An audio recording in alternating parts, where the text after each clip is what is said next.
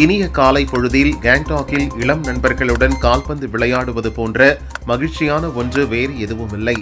இந்த கால்பந்து பயிற்சி உத்வேகமும் புத்துணர்ச்சியும் அளித்தது என பிரதமர் மோடி கூறியுள்ளார். ஹைகோர்ட் உத்தரவிட்டும் லஞ்ச ஒழிப்புத்துறை வழக்கு பதிவு செய்யவில்லை என அதிமுக எம்பி இன்பதுரை தொடர்ந்த வழக்கில் அமைச்சர் நேரு மீது வழக்கு பதிவு செய்ய உத்தரவிடவில்லை என ஹைகோர்ட் விளக்கம் அளித்துள்ளது.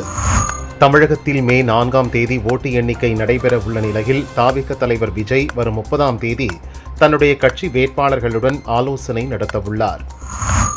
தர்மபுரி போடூரில் சட்டவிரோதமாக செயல்பட்ட மதுக்கடைகளை அப்பகுதி பெண்கள் சூறையாடினர். அங்கு மது விற்பனை செய்த பெண் உள்பட 3 போலீசார் கைது செய்தனர்.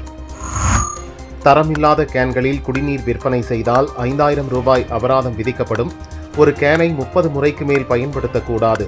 மீறினால் உரிமையாளர்கள் மீது குற்றவியல் நடவடிக்கை எடுக்கப்படும் என உணவு பாதுகாப்புத்துறை எச்சரித்துள்ளது.